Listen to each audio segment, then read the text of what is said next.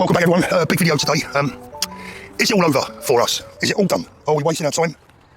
That's probably the biggest and the most commonly asked question that people, when I meet people in the street, that's the question that people ask more often than not. Are we done? Now, this morning I'm not here to preach, I'm not here to advise. I'm here to ask you questions as much as give you my thoughts and my honest views as to exactly where we are right now, and it's not in a good place. The announcement made by Rupert Lowe just over a week ago that Restore UK was going to cease to be a movement and become a fully fledged political party in its own right, to me, if I'm honest, was bad news. And I'm going to explain why, and I hope you listen very carefully before you go tapping away in the comments, slagging me off, calling me a traitor.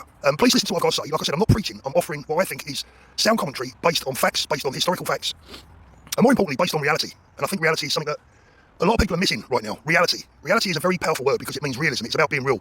Reality means what can really happen, what is fantasy and what is reality. So as I said, I'm not here to preach, I'm here to offer my opinion, think out loud, we can discuss like adults, and maybe you guys can help me, maybe I've got it wrong, but this is where I see it. Rupert Lowe's Restore Britain party was launched, and following that launch was a mass euphoria. It was like a shot of morphine, if you like, into the arm of the nation. And we've seen that with Restore's membership figures going from, pretty much, I don't know how many they had, say 20, 30,000 up to 70, 80,000. No doubt by the end of this week, the middle of next week, it's going to be 100,000 plus, possibly, maybe. And those numbers have been built on euphoria, hope, dreams. People thinking, at last, we have a Churchillian leader that can win back our country. Now, this is going to be a long video because I'm going to go through a number of things here, and I really, really hope that, most importantly, the people that doubt what I'm going to say or that disagree with me will listen till the end and hopefully consider very carefully what I'm saying and give it some thought. Now, one of the most popular things that Rupert said during his video, a video viewed multiple millions of times, which shows you the need for the message and the popularity of the message, but I spoke a minute ago about realism, so let's talk about realism for a moment. Rupert said we will deport millions, and it will be painful. Well, he's right about one thing. It would be painful. Painful beyond belief, painful beyond anything that this country has ever experienced, and I include the Second World War in that. Bear with me. I would like to know, because I've often said on this channel that talk is cheap. It's very easy to say the right thing, but backing it up and making those things happen is something entirely different.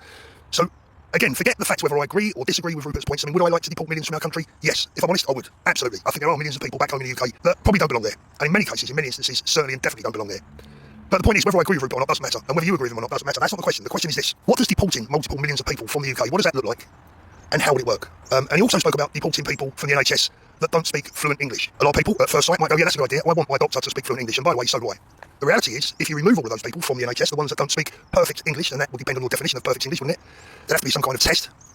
Imagine trying to work that one out. What does that look like? How would that leave the NHS, for example? I know that the nurses that currently nurse a beloved member of my own family don't speak perfect English, but they do a job that, trust me when I tell you, none of us would want to do. How are we going to replace those people quickly? Like I said, talk cheap. Now, deporting millions of people. And I use the NHS as an example. It's an example that's often used, right? But just remember, the last time you or your mum, your dad or another loved one was in the hospital, did everyone that looked after them and took care of them, did they speak perfect English? Consider that for a moment. If you was in a road traffic accident this afternoon, God forbid, or if one of your children was involved in a road traffic accident, what would you rather have? Would you rather have someone looking after them and saving their lives that didn't perhaps quite speak the Queen's English perfectly, and that would include me, by the way, and save their lives, or would you rather they died because no one was available that spoke perfect English?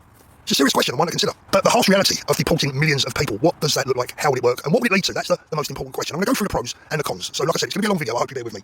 Deporting millions of people, well, I can only guess where that might start, and I would certainly, absolutely, 100% agree with Rupert's proposed start. All illegals need to go. Anyone that is here abusing our system needs to go. Enemies of the state, proven enemies of the state, people that are here or at home in the UK looking to destroy our culture, our way of life. We all know what an enemy of the state looks like. Gone. They all need to go. And that could be done relatively pain-free. It wouldn't be easy. It wouldn't be pain-free, but it is possible. It could be done. The reality, I go back to the word reality. The reality of that is that it is achievable. We can stop the boats easily. We can deport those that are here illegally fairly easily. We can round up many of those that are here illegally reasonably easily. And we can certainly very easily deport all foreign-born nationals that are in our prisons, that have broken our laws, that have no future in our country other than being a drain on society. All of those deportations are relatively simple, relatively easy, and definitely achievable. The problem starts when you start talking about deporting millions of people is where the lines are. Who draws those lines, and how will the public receive those lines, and how will the public get behind and support those lines? Now, despite the sweeping sentiment across the nation that we are sick and tired of our country being taken over, we're sick and tired of it not representing the wonderful country that we grew up in and recognise. We're sick and tired of us losing that way of life. The reality, and I go back to the word reality again, the reality of it is that deporting millions of people from our country just because their skin isn't white enough is completely and utterly unachievable and unrealistic. And I'll explain why. Firstly, how many people in the United Kingdom would get behind a political party? And again, I'm not preaching, I'm asking you the questions. These are questions for you to answer if you don't agree with me. Where do you think the ceiling is for a hard-right political party that would deport? Let's give you an example. Say, Nigel Benn. Nigel Benn was born in this country. He served the British Army. He's very patriotic. I knew Nigel quite well back in the day. Loves England, loves his country, very proud of it, very proud of his service to the armed forces. Married, at the time, to a white girl. They gave birth to a son, Connor, who is mixed race. Connor Benn, also married. Also has children. Third generation. Are you going to send Connor Benn's children and Connor Benn and Nigel Benn back to the countries where their grandfather, father and great-grandfather came from? Is that what you're going to do? And how would you do that? You would need an army of 250,000 men strong to make that happen. And by the way, in doing that, not only would you turn mixed race people against you, not only would you turn anyone of colour against you, not only would you turn everyone of every other religion against you, you would turn just about every country in the world against you. In other words, it's a battle that you could not win. There's no realism in that now. Back in the 1970s, 60s, 70s, it may have been possible. May have been. Today, it's impossible. Whether you like it or not, the realistic side of this is it is impossible. And the ceiling for those that would support such a move, and the ceiling that is there for the ethno-nationalists, the people that are suddenly very, very noisy, making a lot of noise, believing in their minds that Britain can one day be 95%, 99% all white again, are living in Cloud Cuckoo Land. Those days have gone, and it's not going to happen. And I know that some of them will be splitting feathers listening to me say that, but prove me wrong. Don't just tap away in the comments and abuse me. Tell me how, realistically, you would achieve that without the bloodiest civil war the world has ever seen. Tell me how you're going to achieve that. And the proof of the pudding, and I'm going to give it to you right now, and this is the cold hard truth of the matter. I remember the National Front back in the 1970s. At their height, I believe, from my research this morning before making this video, the National Front, at its peak, had about 20 to 25,000 members across the whole of the United Kingdom. Less than your average Premiership home game. Your average Premiership football attendance, 20 to 25,000 members. The British National Party were at their peak, 2009, 2010. From my research this morning, which actually I'm wondering if it's true, because it did seem quite low, but it says 12,000 members. Well, let's say it was double that. Let's say it was 24,000 members. Again, your average attendance of a championship football match. Not very many people, is it? 20 to 25,000. If we step forward to 2026, Rupert Lowe's party, and I'm not suggesting that Rupert Lowe's party is a modern-day version of the BNP or the National Front. Of course not. I don't believe that Rupert is like that at all. But some of the people that are following him, some of the people that are potentially in his ear, some of those people that are convincing him that he is the Messiah, I believe, most likely belong in that ethno-nationalist category. And I think Rupert is very naive to let these young men in his ear and to influence him and convince him that he can do in 2026 what the National Front and the BNP failed to do in the past. I've often say, if you want about the future, look at what's happened in history. The bottom line is, whether you like it or not, it's never going to happen. And it will only lead to a civil war like you would not believe. And this is where, I hate to say it, but credit to Nigel Farage. Nigel Farage is intelligent enough to know this. And when he said during his interview that if we alienate the whole of Islam, we will lose, a lot of people, myself included at the time when I first listened to it, thought, you bloody coward. You traitor, how dare you say that? But it's been in my mind since, considering what Farage said and the way he said it, that he might actually have been issuing a warning. It might have been quite a prophetic message, because there's not enough indigenous white British people that would support that cause. You're talking about a very small percentage of the country that would get behind those beliefs, get out on the streets and make it happen. Again, I talk about realities. This is the reality. Maybe, just maybe, Nigel Farage was issuing a warning. Maybe he was saying, look, you've got to be a bit more sensible about this, chaps, right? You've got to be a bit more realistic. And this is why I'm so pissed off that Rupert didn't have it in him to get behind Ben Habib and Advance UK. I was watching Alex Phillips yesterday, and she had a couple of guests on. I didn't catch who they were. But they were talking about the ethno-nationalists that are gravitating towards Rupert Lowe and his Restore Britain party. They were talking about that and the dangers of it and the harsh realities and how the media will be able to use that against Rupert and would lead to their ultimate demise. You can imagine, can't you, that if a party got into power that wanted to deport millions of people that weren't quite as white as they liked, you can imagine how the left would use that, wouldn't you? You'd have everyone that even had a tan against you. It's crazy. Now, the guy on Alex Phillips' show yesterday said that he felt Advance UK had hit the sweet spot, that they had it just about right, and I agree. We too want to deport.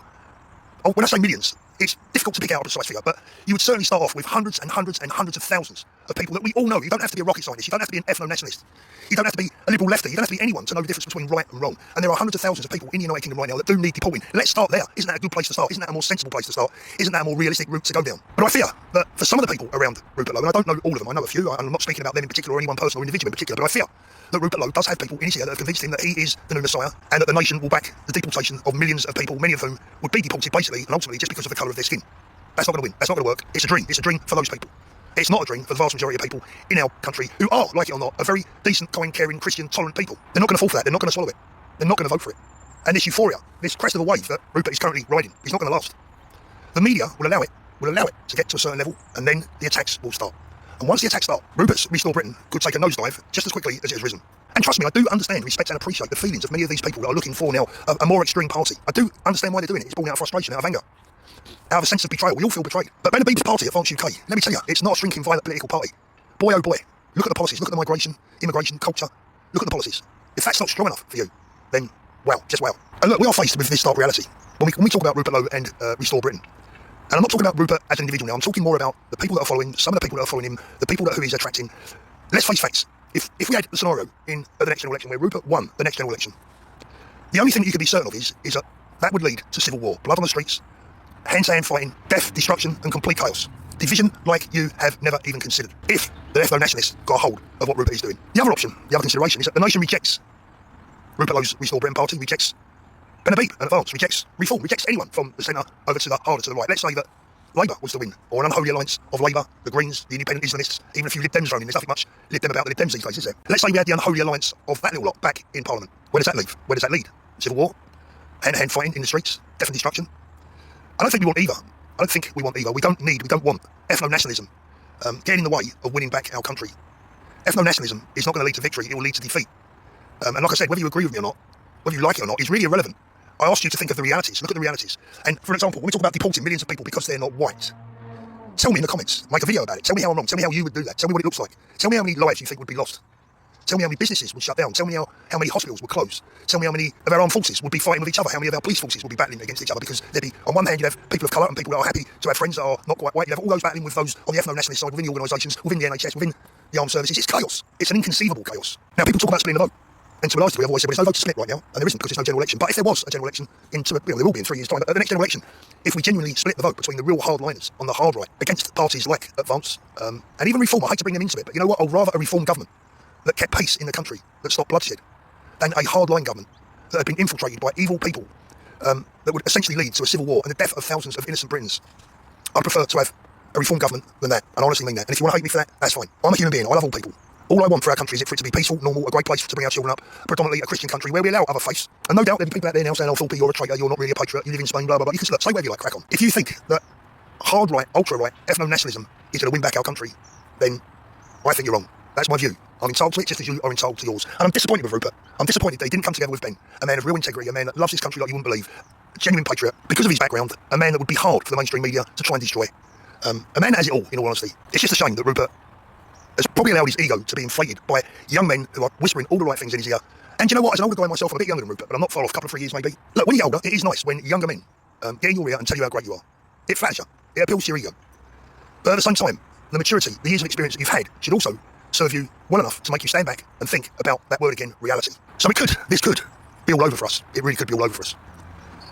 The dream that some people have of the UK looking like it looked in the 1950s, 99% white. That dream is gone, it's over, and it ain't happening. Not without a civil war that we would lose. And when I say we would lose, that's not a coward comment, it's a comment of reality. How many, I ask you again, how much of the British nation would take to the streets and go to war with people who are not the same colour as they are? How many? 5,000? 2,000? 20,000? The reality, the word that I keep coming back to, is this. The reality is that we can win our country back. We can make it a Christian country that maintains our culture, is proud of our history, our heritage, a country that flies the Union flag in all the classrooms from all the buildings in our country, that puts our statues up with pride, that honours our forefathers, that honours our history and what we've given to the world. We can have that country. We can have that country back. We can safely deport hundreds of thousands of foreign-born criminals and illegals and people that just don't belong in our country. We can deport those people. That is a reality. It can be done. It can be done under an advanced UK government. It could have been done under a Reform UK government if they hadn't have lost their bowl completely and have gone down a completely middle-of-the-road, conservative, almost Lib Dem route. Nigel Farage, I repeat, had it all and he blew it. Advanced UK hit the sweet spot. And I believe that Rupert has done us a disservice in the respect that Ben Habib, let's face it, let's be truthful, because I'm always truthful with myself. I look at realities. Let's be realistic. Benny's going to struggle on his own. He's not as well known as Rupert. He's not as well respected as Rupert nationally. Not as many people know who Ben is. They don't understand him. They've not seen him before. Rupert is miles in front as far as his personality and his exposure is concerned. And instead of bringing that power to Ben and unifying us all and potentially ridding us of Nigel Farage and his party of pretenders, well, I'm afraid, I think Rupert made the wrong decision. He listened to the wrong people. He's acting out a dream, a fantasy that is unrealistic. It will attract big support, including my own support to a large degree, but I refuse to support the ethno-nationalists. I refuse to support those that want to deport Conor Ben's children. I refuse to support those who want to deport the nurse from Singapore that takes care of one of my family members. I refuse to want to deport those people because I don't think that's for the good of the nation, and I certainly don't think it's good for peace and cohesion in our nation. Those are my views, and I'll stand by them and I'll stick by them. Advance UK is a very, very hardline, strong, patriotic party with morals, and that is where my loyalty lies. I like Rupert as an individual, but I'm disappointed in him. I'm disappointed that he didn't take up the opportunity of a lifetime, in my opinion, the genuine opportunity to save our country. If Rupert loves his country as much as he says he does, he wouldn't necessarily change his tune, but he might change his tactics, and he might change some of the people around him that are whispering in his ear, and probably not doing him any favours, and certainly not doing the nation as a whole any favours. Realism, reality, everyone. Do we want peace? Do we want freedom? Do we want our country back? Do we want to get rid of all those people that hate us? Absolutely. Do you want to extend that to anyone with a suntan? Definitely not. And it ain't going to work. And we wouldn't win. Let me know what you think. Am I right? Am I wrong? Am I living in cloud cuckoo land? Or have I got a good grasp of the reality of the situation back home? My loyalty, for what it's worth, and it's not a lot, but my loyalty remains with Ben Habib, a man of integrity, a man that has got it right, a man that has looked at it with a more realistic long-term view, a man that has younger and older people around him, a man with a college that listens to its members. A democratic party, a party for the people, a party that cares. And this is not meant to be a party political broadcast for Advance UK, far from it. What it is, it's an appeal to everyone on the right side. Not even on, this is not about left and right, this is about right and wrong. It's about people who believe in things that are right, that are realistic, that are humane, that will maintain peace and harmony and cohesion in the country. And like I've said right from day one, this is not about the colour of people's skin, it's about the colour of their hearts. And if we take our eye off the ball, if we allow Rupert's Restore Britain party to take our eye off the ball, we are fucked. Only time will tell. Let me know what you think.